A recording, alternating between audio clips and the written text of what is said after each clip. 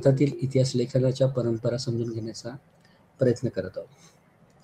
आणि हा एक वेगळ्या पद्धतीचा कोर्स आहे की ज्यातून आपल्याला प्राचीन भारतापासून आधुनिक भारतापर्यंत भारतीय इतिहासामध्ये किंवा भारतीय संस्कृतीमध्ये इतिहास लेखनाच्या कोणकोणत्या परंपरा आढळून येतात आणि नेमकं इतिहास लेखन म्हणजे काय, इतिहास लेखन शास्त्र म्हणजे काय, या सगळ्यांची ओळख करून घेणं खरं तर हे या कोर्सचं वैशिष्ट्य आहे.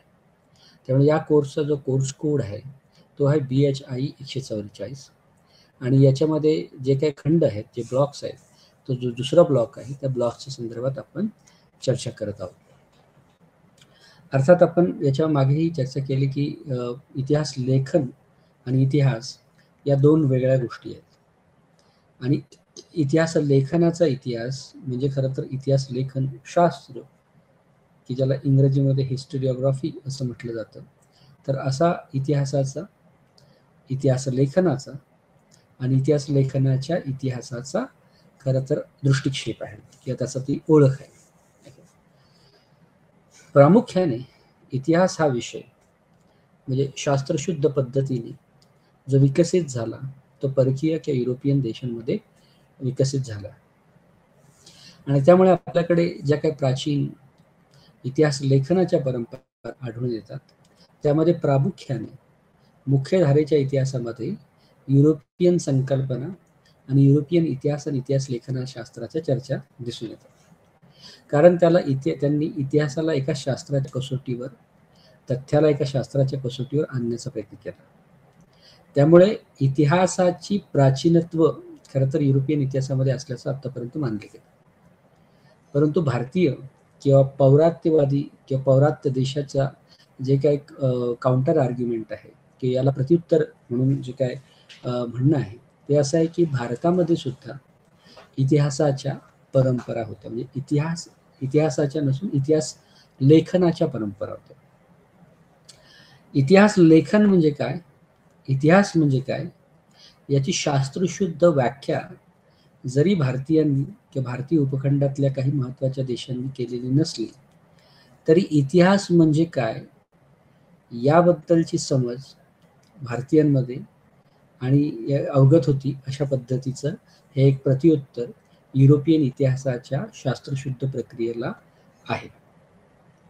अर्थात हे जे प्रत्युत्तर आहे त्या प्रत्युत्तरामध्ये एक गोष्ट अंतर्निहित मांडलेली आहे किंवा तिचं म्हणणं मान्य केलेलं आहे ते म्हणजे प्राचीन भारतामध्ये किंवा प्राचीन सभ्यतेमध्ये भारतीयांच्या जरी इतिहासाचा शास्त्रशुद्ध काटेकोर पद्धतीने आणि वेगवेगळ्या तथ्यांच्या आधारावर इतिहास लिहिण्याचा प्रयत्न केलेला नसला तरी एक महत्त्वाचं इतिहास लेखन भारतामध्ये आढळून येतो की ज्याचं स्वरूप खरं तर साचेबद्ध जरी नसलं तरी त्याचा जो आशय आहे तो आशय खरं तर एक वेगळ्या पद्धतीची ऐतिहासिकता प्रदान करतो.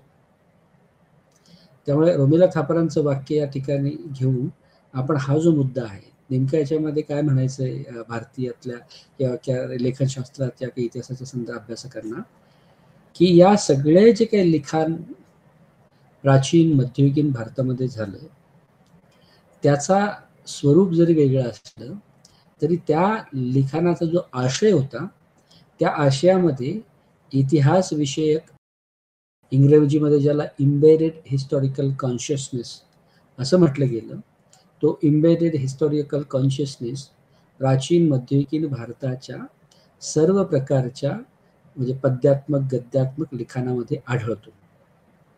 कारण या कालखंडातले जे काही लिखाणाचे प्रयत्न झाले त्याचा मूळ उद्देश जरी वेगळा असला तरी त्या लिखाणाचा जो आशय आहे त्या आशयातून वेगवेगळे संदर्भ आणि वेगवेगळ्या घटितांचं वर्णन अशा पद्धतीने केलेलं आहे की त्याद्वारे त्या कालखंडाच्या संदर्भातला एका वेगळ्या इतिहासावर प्रकाशझोत टाकला जाऊ शकतो.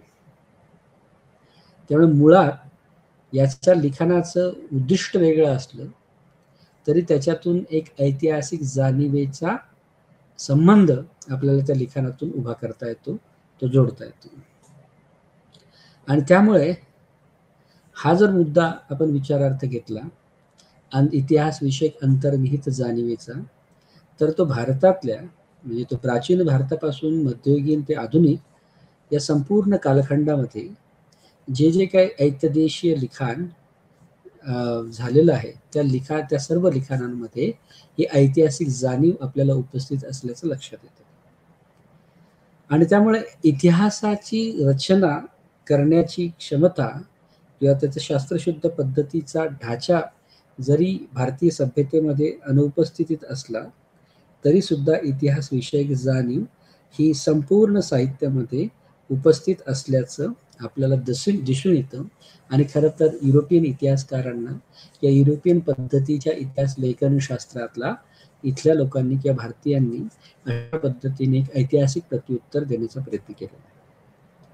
आणि हे प्रत्युत्तर केवळ आभासी किंवा उत्तराला उत्तर म्हणून नसून जे जे काही खंड जे जे काही लिखाण प्राचीन भारतापासून आतापर्यंत उपस्थित आहे त्या सगळ्यांमध्ये आपल्याला वेगळ्या पद्धतीच्या ऐतिहासिक जाणीवेचा शोध नक्कीच घेता येतो. अर्थात आपण आजचा जो मुद्दा आहे युनिट क्रमांक 2 BHIE 144 की आपण भारतामधल्या इतिहास लेखनाच्या परंपरा समजून घेण्याचा प्रयत्न करत आहोत. अर्थात भारताच्या इतिहास लेखनाच्या परंपरा, भारताचा सांस्कृतिक इतिहास, भारताचा धार्मिक इतिहास हा खरं तर या सगळ्यांमध्ये एक विशिष्ट असा आंतरसंबंध आहे.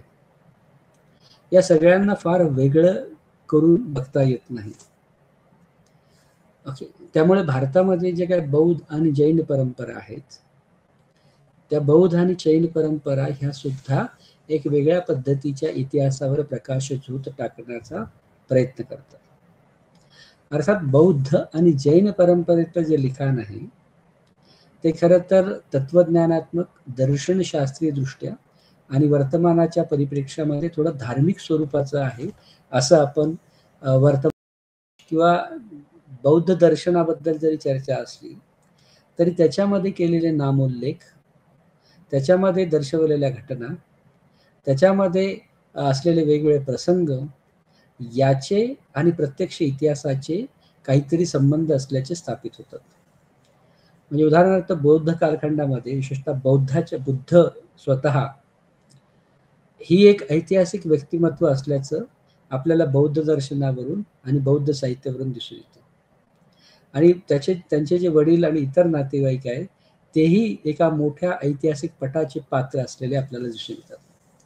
त्यामुळे बौद्ध साहित्य आणि जैन परंपरा याच्यामध्ये दर्शनाच्या निमित्ताने, धर्मोपदेशाच्या निमित्ताने, नीतिमूल्याच्या दृष्टीने सुद्धा जे काही साहित्य उपलब्ध झालं, निर्माण केलं गेलं त्याच्यामध्ये एक ऐतिहासिकता दडलेली आहे. अर्थात हा कालखंड जो आहे की जो आपण आजच्या व्याख्यानाचा चर्चेचा विषय आहे तो बौद्ध आणि जैन परंपरेच्या संदर्भातला आहे.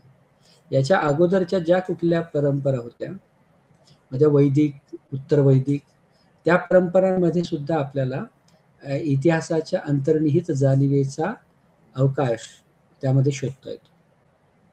त्या सगळ्या जाणीवा त्यामध्ये उपस्थित असल्याचं सुद्धा आपल्याला लक्षात येतं. त्यामुळे हे जे युनिट क्रमांक 3, 4, 5, 6 आहेत हे खरं तर प्राचीन भारताला इतिहास लेखनाचा समृद्ध वारसा असलेल्या परंपरांचे पुरावे म्हणून याच्याकडे बघितलं जाऊ शकतं. याच्यामध्ये काय काय आहे?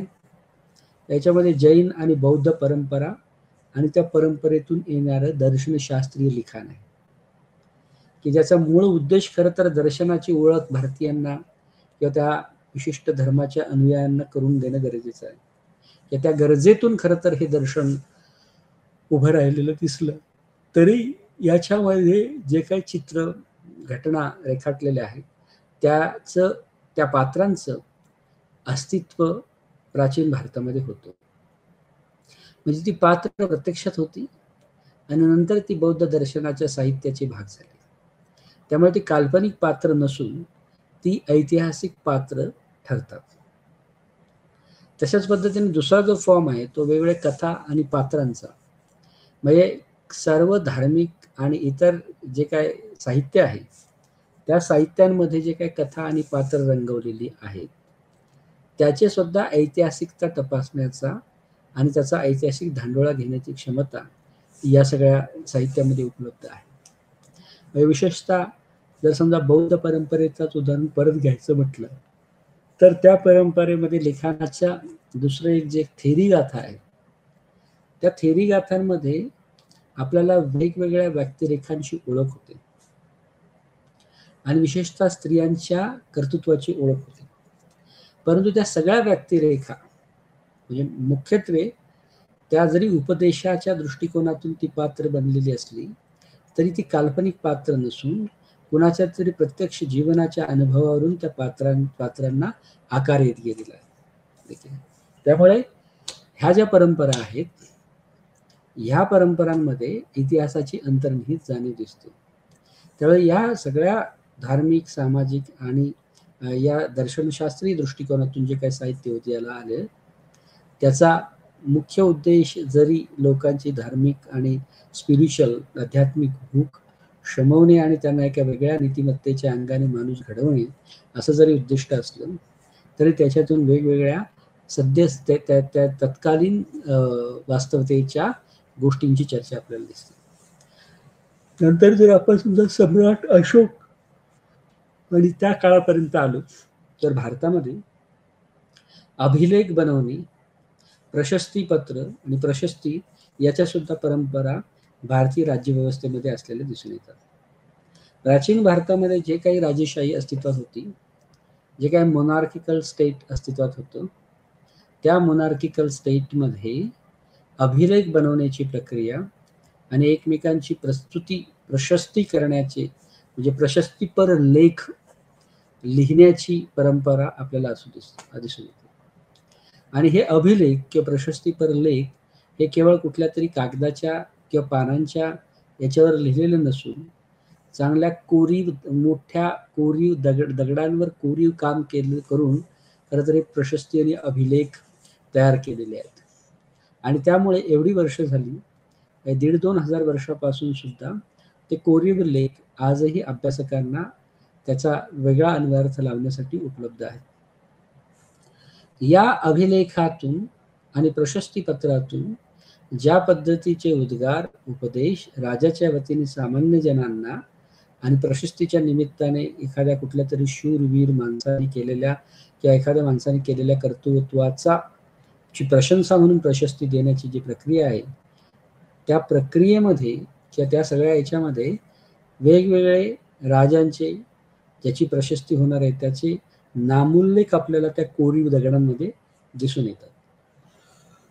त्यामुळे हे अभिलेख आणि प्रशस्ती हे सुद्धा एक प्रत्यक्ष ऐतिहासिक पात्र ऐतिहासिक कथानकांवर भर देत असतात. या अभिलेखातून आणि या प्रशस्तीतून आपल्याला तत्कालीन राज्यव्यवस्थेने घेतलेले निर्णय कारण घेतलेला निर्णय तो जो अभिलेख आहे तो परत चौकात उभं करून त्या निर्णय तो दगडावर कोरीव पद्धतीने कोरलेला लेख हा अस्तित्वात असायचा. त्यामुळे इतिहास ही सगळी इतिहासाची साधनं म्हणून सुद्धा याच्याकडे बघितलं जातं. परंतु याच्यामध्येच वेगवेगळा इतिहास दडलेला असल्याचं सुद्धा आपल्या लक्षात येईल. आणि ह्या ज्या काही लेखनाच्या पद्धती आहेत ते कोरीव लेख असतील प्रत्यक्ष दर्शनशास्त्र असेल अभिलेख असेल प्रशस्ती असेल हे सगळे खरं तर प्रत्यक्ष लिखाणाच्या परंपरा सुरू होण्याच्या अगोदरच्या गोष्टी बाबी आहेत आणि ज्यामधून एक वेगळ्या पद्धतीचा ऐतिहासिक अंतर्निहित जाणीव आणि वेगळ्या पद्धतीच्या इतिहासावर प्रकाशझोत या निमित्ताने टाकला जाऊ शकतो. त्यामुळे अभिलेख प्रशस्ती प्राचीन कथा कादंबऱ्या पात्र बौद्ध आणि जैन परंपरांमधल्या ऐतिहासिकता त्याच्या कथा त्याच्या अजून बऱ्याच काही काही गोष्टी ह्या आपल्याला या सगळ्यांमध्ये आपल्याला इतिहासविषयक अंतर्निहित जाणीव असल्याची दिसून येते. भारताच्या इतिहास लेखनाच्या दृष्टिकोनातून सगळ्यात मोठा आणि महत्त्वाचा कालखंड म्हणजे 12वे शतक असा गणला जातो. कारण या कालखंडामध्ये पहिल्यांदा लिखित स्वरूपामध्ये आणि जे काय इतिहासाचं तंत्र असेल त्यातली सगळे कौशल्य उपस्थित असलेला जो ग्रंथ आहे तो म्हणजे कल्हणाने लिहिलेला ग्रंथ. आणि खरं तर तो पहिला गंभीरपणे इतिहास लिहिण्याचा भारतातील प्रयत्न म्हणून सुद्धा त्याच्याकडे बघितले गेलेले आहे. कारण कल्हणाने जो ग्रंथ लिहिला त्या ग्रंथाचं उद्दिष्टच मुळी घडलेला इतिहास इतर जणांना सांगणे असा होतो. जसं की बौद्ध आणि जैन परंपरेतलं जे काही साहित्य संपादित आहे किंवा ते जे स्टोअर केलेलं आहे, राखीव आहे, त्याचा उद्देशच मुळी उपदेशात्मक, दर्शनात्मक, धार्मिक संदर्भामध्ये भूमिका ठरवण्याच्या बाबतीत आहे. तसा कल्हणाने लिहिलेला जो ग्रंथ आहे त्याचा उद्देश तसं नाही. कल्हणाने लिहिलेला ग्रंथाचा उद्देशच मुळी जसं घडला इतिहास तसा सांगणं हे आहे. तो इतिहास कुठला आहे कल्हणाने लिहिलेला? तर तो इतिहास आहे काश्मीरचा. काश्मीरमध्ये ज्या काही वेगळ्या राजे राजवटी, त्यांच्या आपसातील संबंध, त्यांचे संघर्ष, हा सगळ्या राजांचा, काश्मीरी राजांचा जो इतिहास आहे तो खरं तर कल्हणाने लिहून ठेवलेला आहे. आणि त्यामुळे त्या ग्रंथाचं नाव जे आहे ते कल्हण रचित राजतरंगिणी असा तो खरं तर पहिला इतिहास विषयक ग्रंथ आहे की ज्याचं मूळ उद्दिष्टच काश्मीरमधील राजेशाहीच्या संदर्भात आणि त्याच्या अंतर्गत जे काही वेगळे अंतर्विरोध होते त्याबद्दलचा इतिहास काश्मीरी जनांना आणि इतर पर्यायांनंतर इतरांना सांगावा असं राहिलं. भारताला इतिहास लेखनाच्या परंपरा म्हणजे लिखित इतिहासाच्या आणि शास्त्रशुद्ध पद्धतीने काही गोष्टी बाबी नजरेत घेण्याचा जो प्रयत्न आहे तो कल्हणाच्या काळापासून सुरू झालेला आपल्याला दिसतो. 12व्या शतकानंतर इतिहास लेखनाला म्हणजे भारतीय इतिहास लेखनाला सुरुवात झाली असं म्हटलं तरी वावगं ठरू नये. आणि याच्या अगोदरचा जो काही इतिहास आहे तो अंतर्निहित ऐतिहासिक जाणीवेचा इतिहास आहे. त्याच्यातून फक्त एवढंच लक्षात येतं की बौद्ध साहित्य, जैन साहित्य, इतर धर्मनिरपेक्ष कथा आणि पात्रा संदर्भातल्या साहित्य किंवा अभिलेख आणि प्रशस्ती हे जे काही ठळक महत्वाची उदाहरणं आहेत इतिहासपूर्व कालखंडाचे, लिखित इतिहासाच्या अगोदरच्या कालखंडाचे, त्याच्यातून आपल्याला हीच बाब स्पष्ट होते की त्याचा मूळ उद्देश इतिहास सांगणे नाही. त्याचा मूळ उद्देश त्याच्याशी संबंधित इतर बाबींची चर्चा करणे आहे. परंतु 12व्या शतकापासून अशा पद्धतीच्या इतिहास लेखनाला सुरुवात झाली की ज्याचा मूळ उद्दिष्टच मुळी जे घडलं ते सांगणं आहे. जसं की राजतरंगिणीच्या म्हणजे कल्हणाने लिहिलेल्या राजतरंगिणी हा ग्रंथ जो आहे त्या ग्रंथाचं मूळ उद्दिष्टच मुळात घडलेल्या घटना, राजेशाही, राज्यव्यवस्था, त्यांच्या आपसातले संघर्ष, त्यांचे युद्ध, मारामाऱ्या या इत्यादीचा साध्यंत इतिहास सादर करणे किंवा तो इतरांना दाखवणे हा त्याचा मुख्य लक्ष म्हणजे कल्हणाच्या राजतरंगिणीचं मुख्य लक्ष असलेलं आपल्याला दिसून येतं. आणि त्यामुळे या सगळ्या प्रक्रियेमधून प्रत्यक्ष इतिहास आणि ऐतिहासिक जाणीव याची सांगड आपल्याला या ठिकाणी घालता येणं शक्य होते.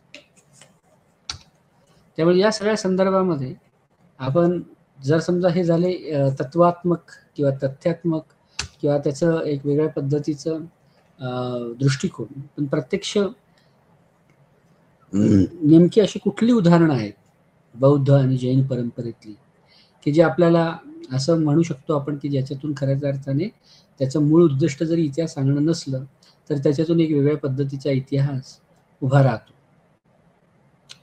तर खरं तर हा जो कालखंड आहे जैन आणि बौद्ध परंपरेचा तो जसं की इंग्रजीमधलं जे वाक्य आहे त्यानुसार तो it is well defined ideological purpose in historical account. बौद्ध आणि जैन परंपरेचं जे मुख्य उद्दिष्ट होतं it was a well defined ideological purpose in the historical account. त्यामुळे हे एक महत्वाचं उद्धरण खरं तर बौद्ध आणि जैन साहित्याबद्दल आपल्याला दिसून येतं ओके, की ज्याचा मुख्य उद्देश हा वैचारिक जी भूमिका आहे, विचारधारा आहे, ते ऐतिहासिक संदर्भामध्ये सांगणे असं तो राहिलेलं. दुसऱ्या बाजूने बघितलं तर हे जैन आणि बौद्ध साहित्य जे आहे, मुळातच जैन आणि बौद्ध धर्माचा उदयाचा उन्नतीचा कालखंड सुद्धा हाच गणला गेलेला आहे. त्यामुळे खरं तर बौद्ध आणि जैन परंपरा ह्या प्रस्थापित पुराणिक परंपरांना पर्याय म्हणून पुढे आलेले आहेत.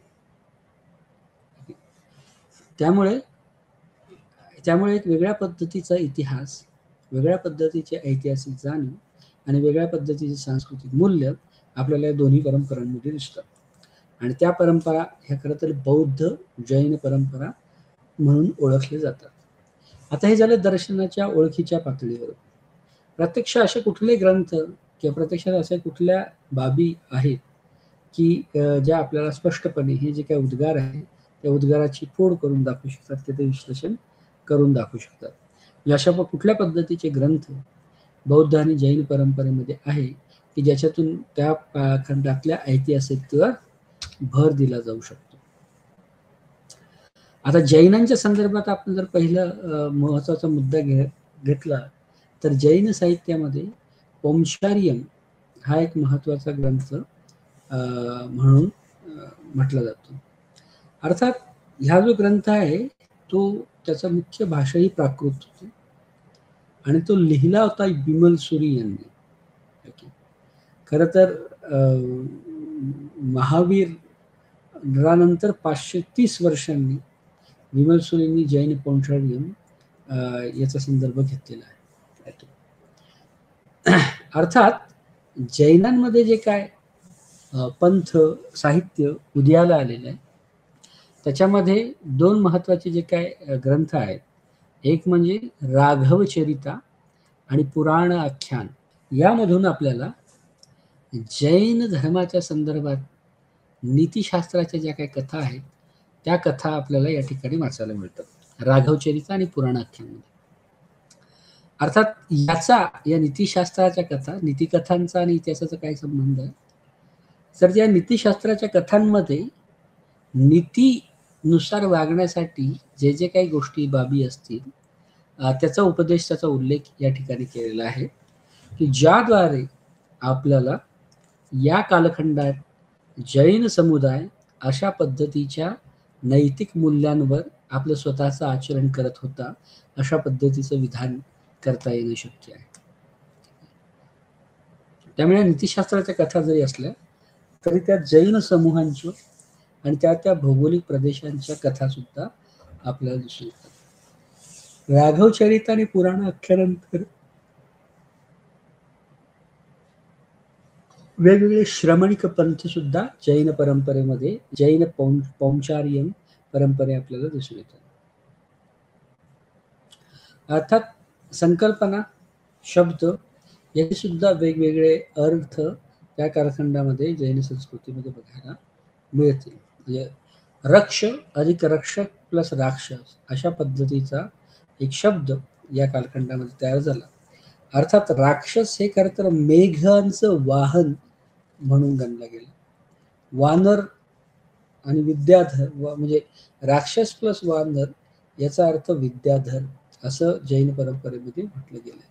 याच्यातून वेगळ्या पद्धतीच्या एका बाजूला नीतिशास्त्राच्या कथा समजतात, दुसऱ्या बाजूला हे जी काही सैद्धांतिक दर्शनशास्त्रीय अभाव आहे त्याच्यावर सुद्धा चर्चा होती. जैन परंपरेनुसार रावणाला शासकाचा दर्जा किंवा शासक परंपरेचं मानलेलं आहे. त्याच्यामुळे रामायण हा एक महत्वाचा नीतिमूल्य असलेला ग्रंथ या ठिकाणी आहे. त्यातला जो ब्राह्मण हा जो या कालखंडातला महत्वाचा समुदाय आहे तो खरं तर पूर्णपणे या संपूर्ण कालपटावर एक वर्चस्वादी समुदाय म्हणून उभा राहिला.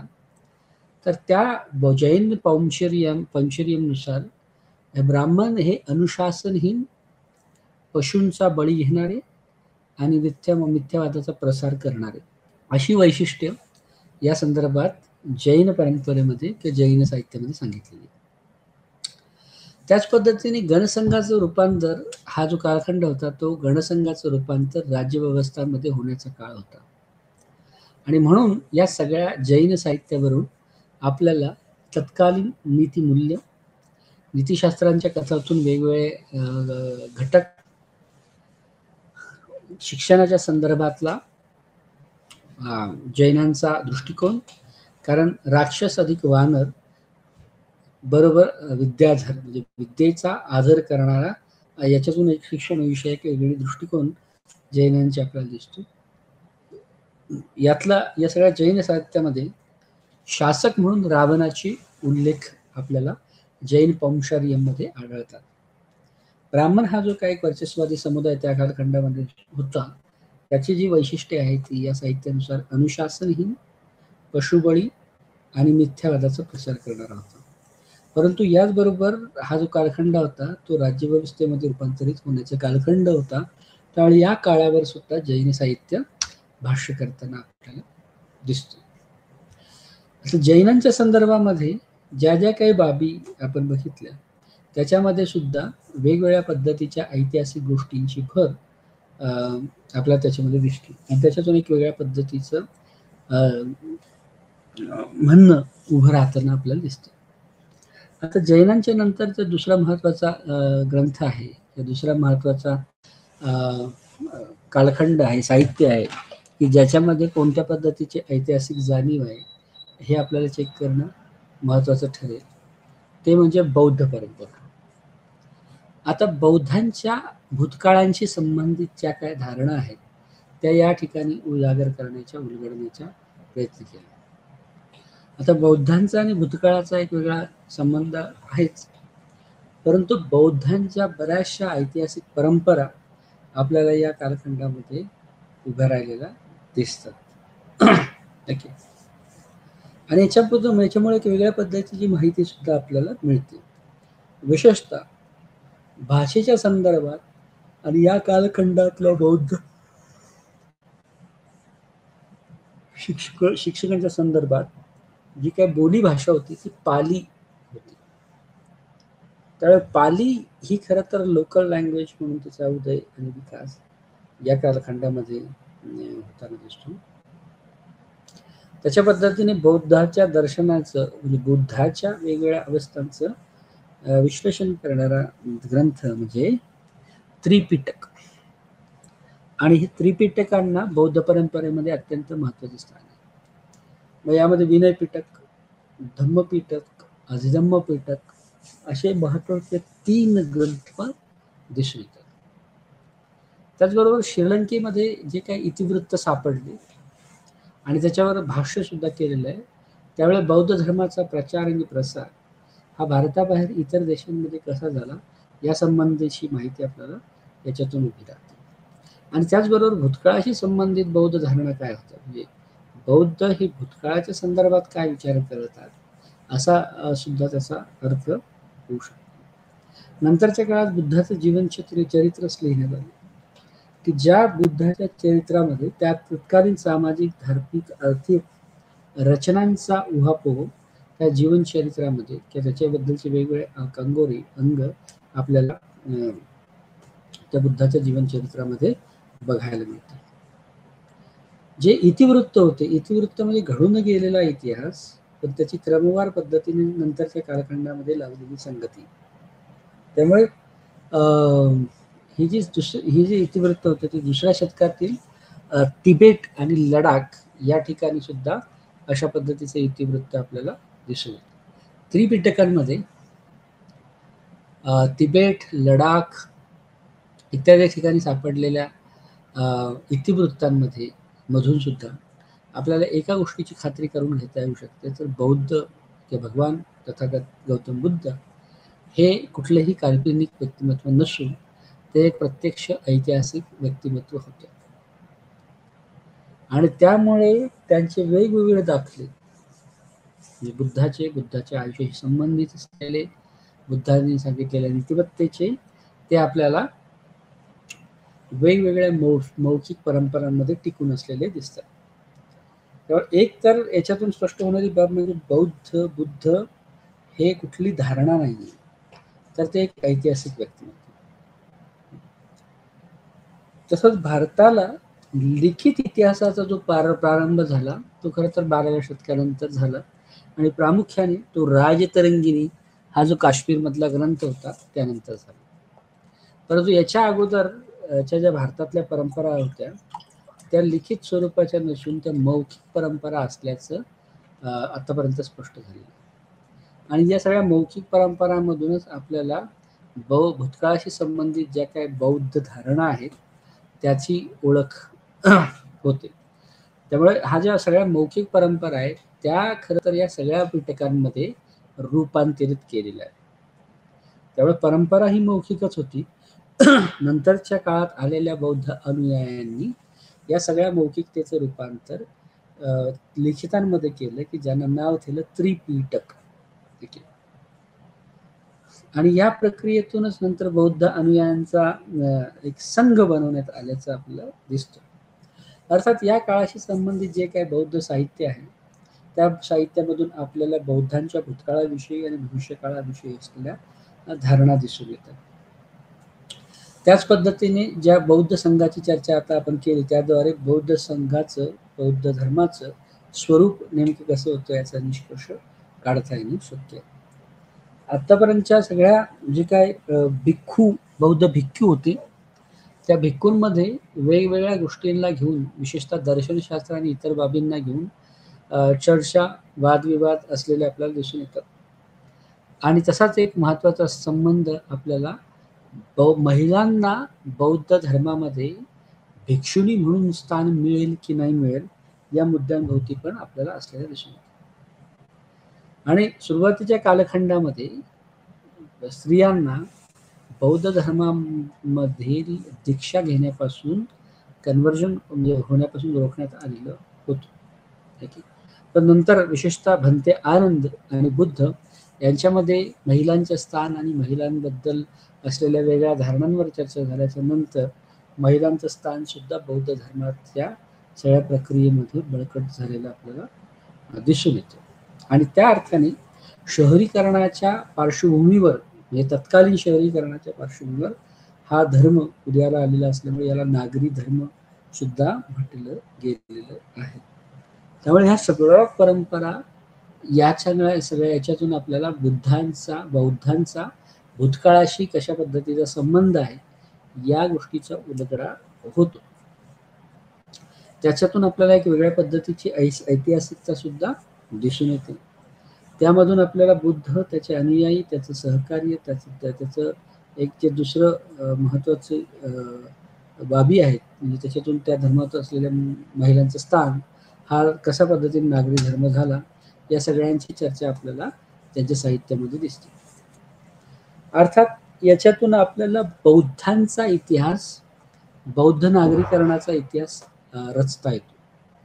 आणि त्याच्यासाठी कोणकोणते ग्रंथ महत्त्वाचे आहेत तर त्यामध्ये विनय पिटक. अर्थात विनय पिटक हा जो काय बौद्ध धर्मातील महत्त्वाचा ग्रंथ म्हणून जो गणला गेला त्याचा आशय काय तर त्या विनय पिटकामध्ये संघ जो बौद्ध संघ होता त्याचे नेमके नियम काय असले पाहिजे. त्यामुळे बौद्ध संघाच्या नियमांचं नियमन हे खरं तर विनय पिटकाचा मुख्य आशय असलेला आपल्याला दिसून येतो. त्यामुळे विनय पिटक हे प्रामुख्याने बौद्ध धर्माच्या अनुयायांच्या संदर्भात तयार झालेलं बौद्ध साहित्य. परंतु सुत्त पिटक जे होते सुत्त पिटकामध्ये बुद्धाच्या शिकवणीचं सार असलेला आपल्याला दिसतं जो भाग 5 आहे त्यामध्ये. त्यामुळे सुत्त पिटक हे सुत्त पिटकाद्वारे आपल्याला बुद्धाच्या आसपासची सामाजिक परिस्थिती याचं सार कळतं. आणि विनय पिटकाद्वारे जे काही बौद्ध अनुयायी किंवा ज्यांनी बौद्ध धर्माचा स्वीकार केला त्यांच्या संदर्भातला संघ कसा आहे त्याचे नियम काय आहेत त्याचे विचार काय आहेत इत्यादीची ओळख आपल्याला विनय पिटकाद्वारे होते बाबी सांगितलेल्या. तर इतर जे बौद्ध ग्रंथ होते की जे अशाच पद्धतीचे महत्त्वाचे आशय बाळगत होते ते म्हणजे दीघनिकाय, संयुक्त निकाय, अंगुत्तर निकाय आणि आणि इतर अंगोत्तर निकाय आणि खद्दक निकाय की ज्यामध्ये धम्मपद आणि सुत्त निपात शामिल असलेलं आपल्याला दिसून येतं. शेवटचं जे काय होतं ते अधिधम्म पीठक. त्या अधिधम्म पीठकामध्ये खरं तर जातक कथा, बुद्धवंश आणि श्रीलंकेमध्ये सापडलेले जे काही महत्वाचे ग्रंथ होते ते दीपवंश आणि महावंश असल्याचे आपल्याला दिसून येतं.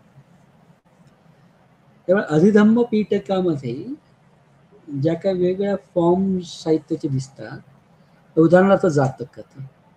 अर्थात जातक कथाचा जो मुख्य गाभा आणि आशय आहे तर तो बौद्ध दर्शनाच्या संदर्भातला जो काही कथा आणि इतर बाबी आहेत तो समजून घेणे ते आहेच, परंतु जातक कथांमध्ये बुद्धाच्या जीवनाचे वेगवेगळे स्तर सांगितलेले आहेत किंवा म्हणजे वेगवेगळ्या जन्मातून योनीतून बौद्ध जन्माला येतात प्रत्येक याच्यामध्ये. हा खरं तर जातक कथांचा मुख्य गाभा आहे. याच्याबद्दल बुद्ध हे प्रतीक आहे, परंतु त्या सगळ्या कथांमधून जातक कथांमधून वेगवेगळ्या पद्धतीची नीतिमूल्य या ठिकाणी तयार होतात किंवा असलेली आपल्याला दिसून येतात. अर्थात श्रीलंकेत सापडलेले दीपवंश आणि महावंश जे आहेत तर ते तिथल्या श्रीलंकेच्या सिहली राजवंशाच्या इतिहासावर सुद्धा प्रकाशित होत टाकतात. याच्यातून आपल्याला दुसरी एक महत्वाची जी माहिती मिळते दीपवंश, महावंश इत्यादी ग्रंथावरून आणि बुद्धवंश सुद्धा. तर बुद्धवंश जो ग्रंथ आहे तो भारतामध्येच होता, परंतु दीपवंश आणि महावंश जे होते ते श्रीलंकेत होते. तर याच्यातून आपल्याला साऊथ एशियामध्ये निर्मिती झालेला बौद्ध धर्म हळूहळू शेजारील देशामध्ये साऊथ ईस्टियन देशामध्ये तो कशा पद्धतीने त्याचा प्रचार आणि प्रसार झाला याची ओळख खरं तर या अशा पद्धतीच्या ग्रंथांवरून दिसून येते. कारण याच्यातून एक स्पष्ट उदाहरण आहे की बुद्धाचा जन्म हा तसंच ते जपानमध्ये तसं ते कोरियामध्ये, याच्यातून आपल्याला बौद्ध धर्माचा प्रसार आणि याच कालखंडामध्ये बौद्ध धर्माला मिळालेला राजाश्रय या संदर्भातले काही ऐतिहासिक तथ्य रचता येतात. आणि त्यामुळे हे सगळं जे काही धार्मिक, सांस्कृतिक, सामाजिक न राहता याचा जो आशय आहे तो खरं तर इतिहास विषयक बनत जातो. त्यामुळे हे जे काही बौद्ध ग्रंथ लिहिलेले आहेत याची सत्यासत्यता तपासून पाहणे हा एक महत्वाचा टास्क इतिहास लेखनाच्या दृष्टीने राहिलेला आहे. खरं तर या सगळ्या ग्रंथांवरून आपल्याला सामान्य जन त्यांचा धर्माकडे, ईश्वराकडे, बुद्धाकडे बघण्याचा दृष्टिकोन आपल्याला दिसून येतो.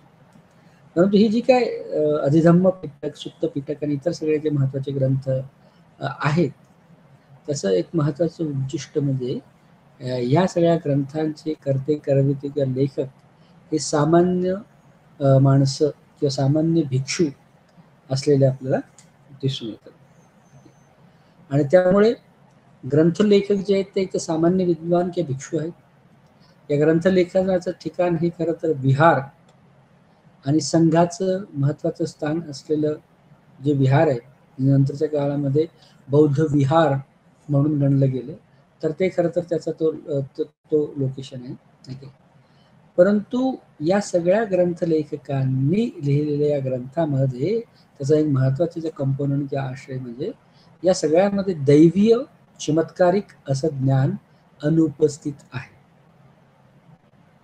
म्हणजे काहीतरी कुठल्याही स्टोरीमध्ये म्हणजे जातक कथा असेल, बुद्धविषयक असेल, बुद्धाच्या स्वतःच्या आत्मकथेच्या संदर्भात असेल, बुद्धचरित्राच्या संदर्भात असेल, त्या कुठेही दैवीय चमत्कार किंवा दैवीय ज्ञानाच्या संदर्भात कुठेही उल्लेख आढळत नाही.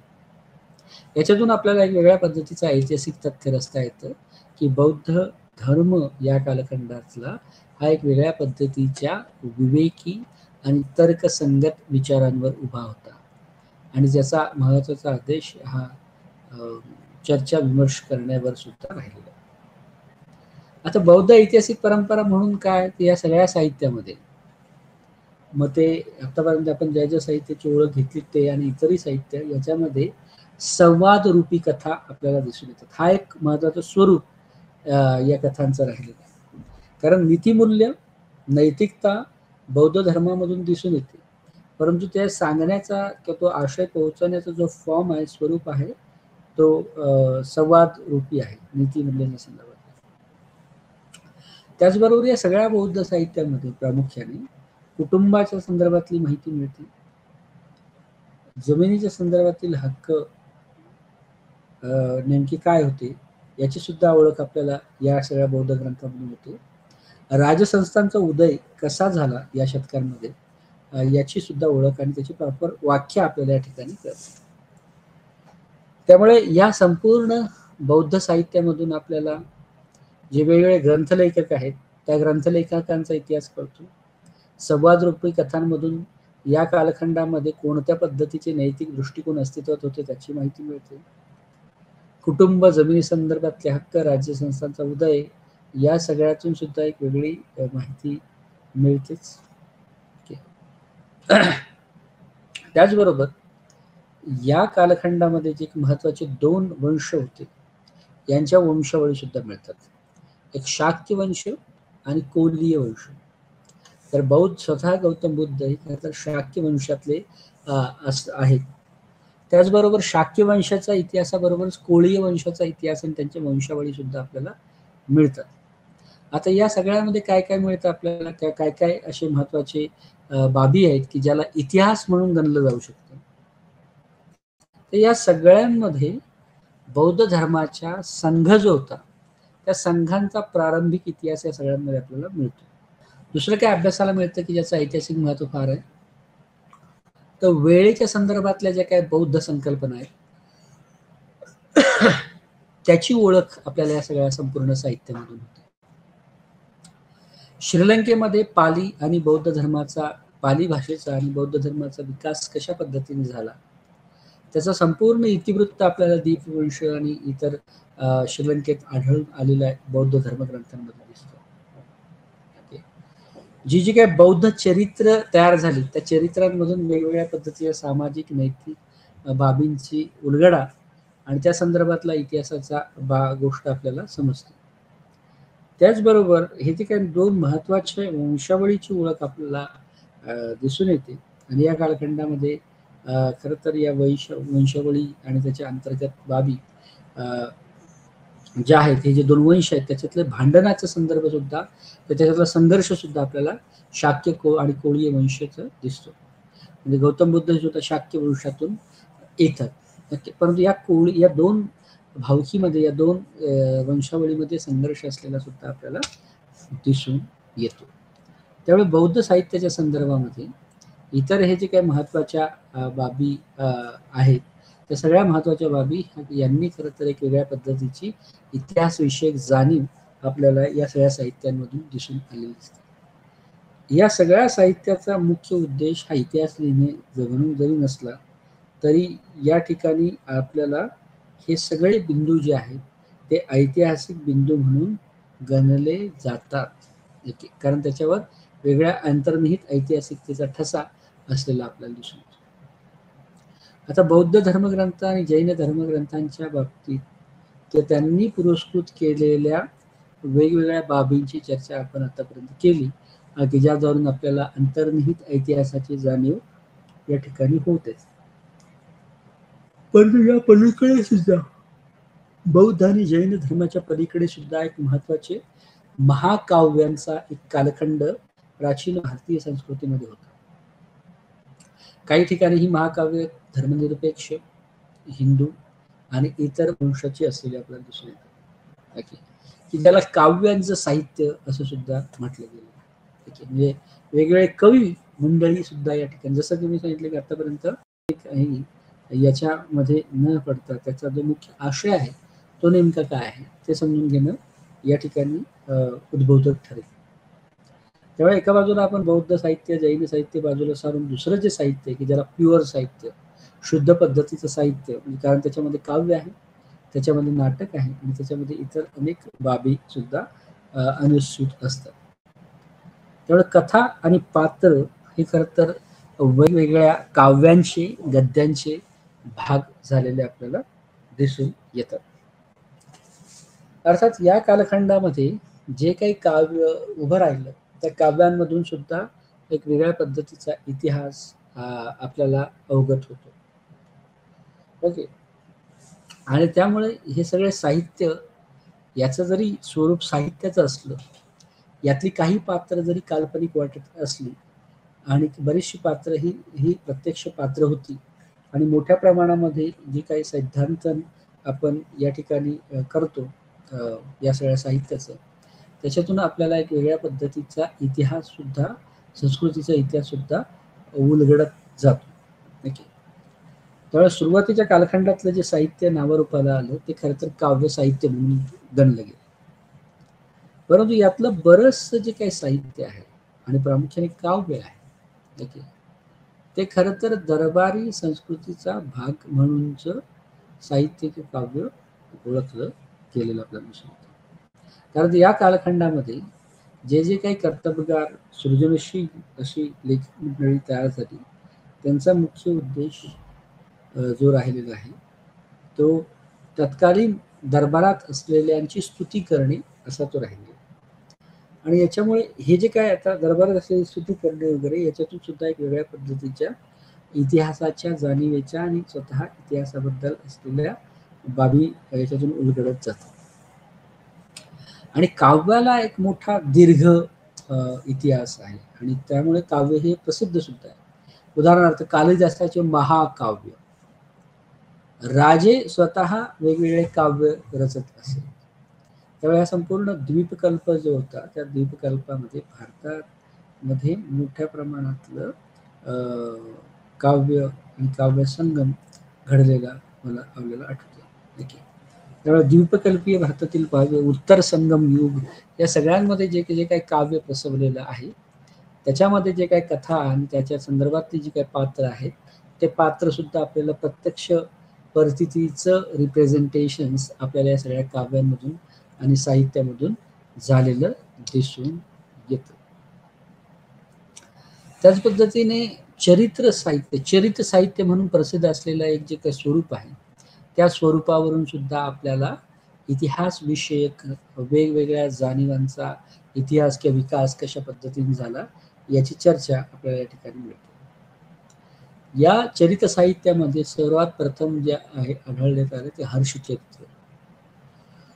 राजा हर्ष यांनी लिहिलेलं त्याच्याच दरबारातल्या यांनी लिहिलेलं चरित्र असं होतं राजा हर्षचं चरित्र. बुद्धाचं चरित्र सुद्धा लिहिलेलं आहे आणि या सगळ्या राजांनी मिळून बरेचसे काव्य रचलेले आहेत किंवा रामचरित्र मानस आहे. त्यामुळे चरित्रविषयी साहित्य जे होतं हर्षाच्या संदर्भात, बुद्धाच्या संदर्भात किंवा राम संदर्भात या सगळ्या चरित्रांमधून एक वेगळ्या पद्धतीची जाणीव, ज्याला अंतर्निहित ऐतिहासिक जाणीव तयार होईल.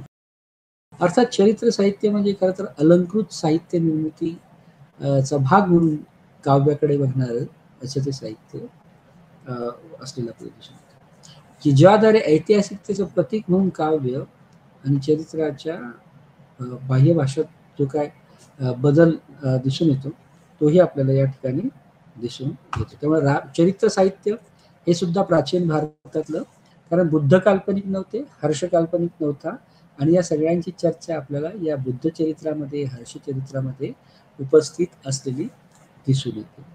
त्यामुळे प्राचीन भारतामध्ये ज्या काही लिखाणाच्या परंपरा होत्या त्याचा स्वरूप जरी काटेकोर शास्त्रीय आणि त्यामुळे प्राचीन भारतामध्ये सुद्धा इतिहास लेखनाच्या जाणीवेच्या परंपरा होत्या असं आपण म्हणू शकतो.